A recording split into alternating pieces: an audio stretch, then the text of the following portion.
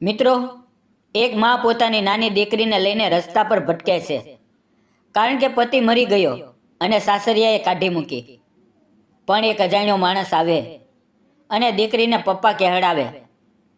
આ વાર્તા સાંભળીને તમારી આંખોમાંથી આંસુ નહીં રોકાય, પણ અંત સાંભળીને તમે ચોંકી જશો. તો ચાલો કહાની શરૂ કરીએ. મિત્રો, મારું નામ પ્રિયંકા છે અને મારી ઉંમર 30 વર્ષની છે. મારી પાસે એક નાનકડી દીકરી છે. નામ છે આરોહી. માત્ર 3 વર્ષની, પણ તેની મીઠી મીઠી બોલવાની રીત અને નાના હાથની લપેટ મારા જીવનનો એકમાત્ર સહારો છે. આરોહીના પપ્પાનું નામ હતું રાહુલ. અમારા લગ્નને 6 વર્ષ થયા હતા. રાહુલ એક નાનકડી કંપનીમાં ક્લાર્કનું કામ કરતો. સવારે ઉઠીને તે મને કહેતો, પ્રિયા, પ્રિયા તું મારી રાણી છે અને આરોહી મારી રાજકુમારી. તે આરોહીને ખોવામાં લઈને ગીત ગાતો અને હું તેમને જોઈને હસતી રહેતી.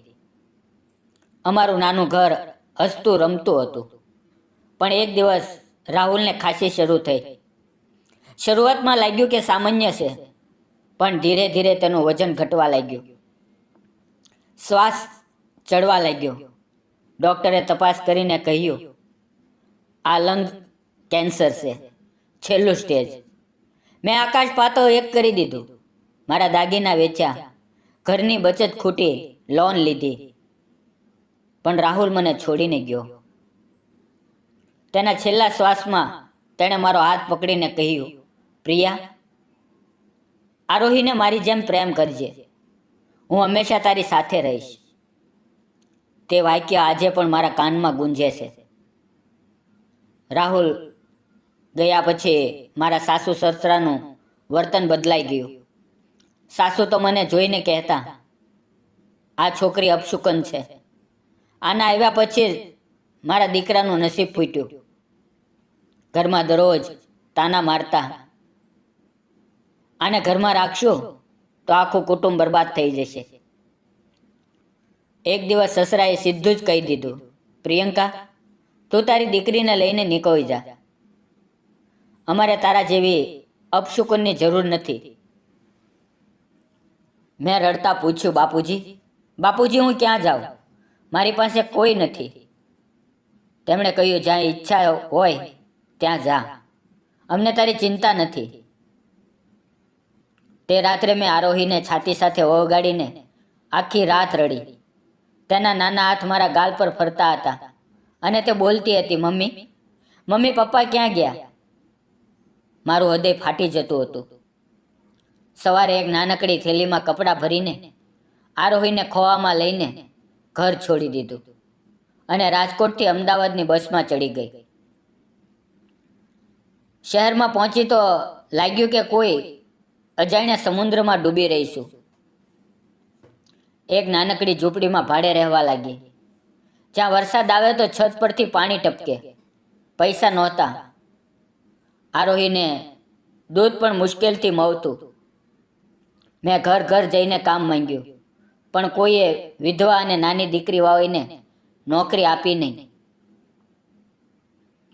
છેવટે મેં હાઈવે ઉપર એક જૂની લારી ભાડે લીધી.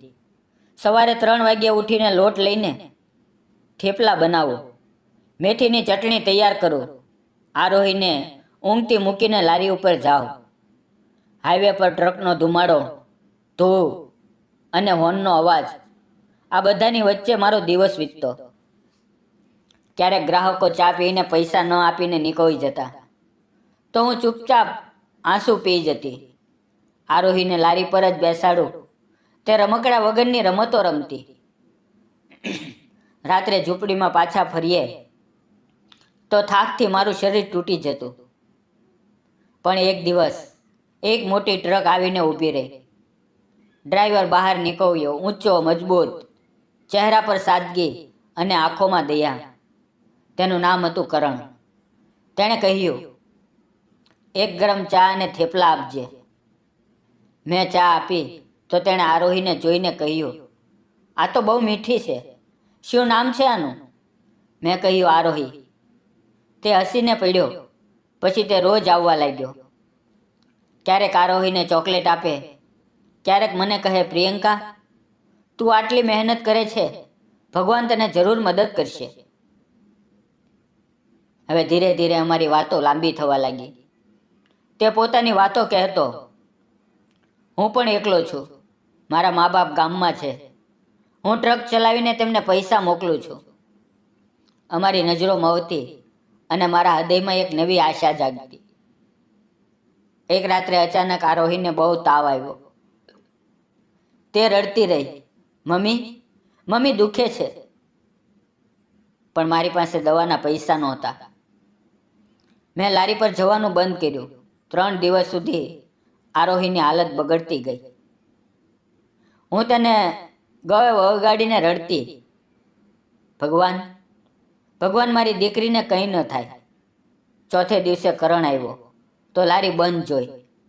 તેણે પાડોશીઓને પૂછ્યું અને મારા ઝૂંપડા સુધી પહોંચી ગયો. દરવાજો ખખડાવ્યો તો મેં રડતા રડતા દરવાજો ખોલ્યો.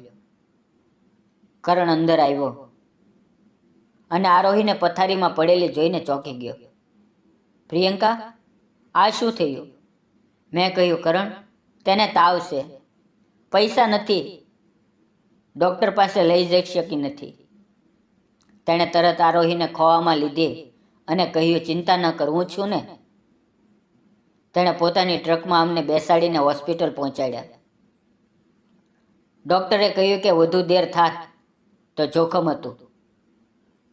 કરણે બધા ખર્ચા કર્યા, દવા લાવી, આરોહીને ખોવામાં લઈને ગીત ગાવા લાગ્યો. આખી રાત મારી સાથે બેઠો રહ્યો. જ્યારે આરોહી સારી થઈ ત્યારે મેં તેને મારું બધું દર્દ કહ્યું. રાહુલનું કેન્સર, તેનું જતું થવું, સાસરિયાનું અપમાન, ઘર છોડવું, હાઈવે પરની મહેનત. કહેતા કહેતા મારી આંખોના આંસુ ન રોકાયા. કરણ શાંતિથી સાંભળતો રહ્યો. પછી મારો હાથ પકડીને કહ્યું, પ્રિયંકા, તું દુનિયાની સૌથી મજબૂત માતા છે.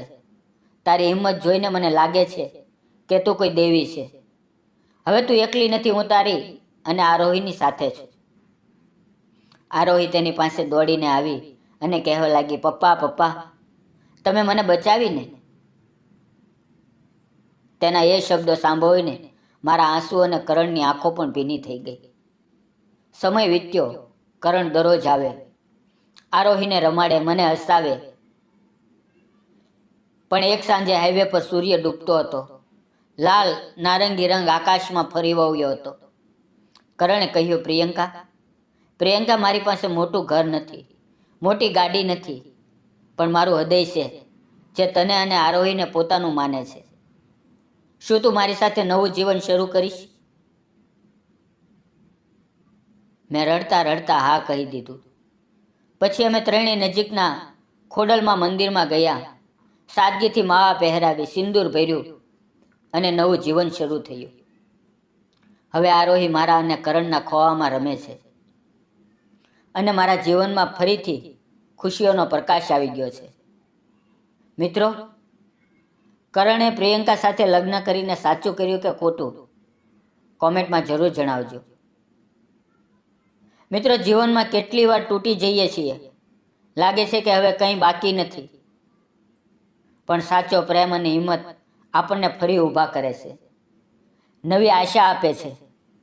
અને જો તમે આવી દર્દભરી વાર્તાઓ ગમતી હોય તો ચેનલને સબસ્ક્રાઈબ કરજો, લાઈક કરજો અને બેલ આઇકન દબાવજો. મિત્રો, આ વાર્તા સંપૂર્ણપણે કાલ્પનિક છે. તેનો કોઈ પણ વ્યક્તિ, જાતિ કે ધર્મ સાથે કોઈ સંબંધ નથી. આ વાર્તા ફક્ત મનોરંજન અને પ્રેરણા માટે બનાવવામાં આવી છે. તેને અન્યથા ન જોશો. તો ફરી મળીએ આવતીકાલે મિત્રો. ત્યાં સુધી આવજો. વિડીયો પૂરો જોવા બદલ આપ સૌ મિત્રોનો દિલથી ખૂબ ખૂબ ધન્યવાદ મિત્રો.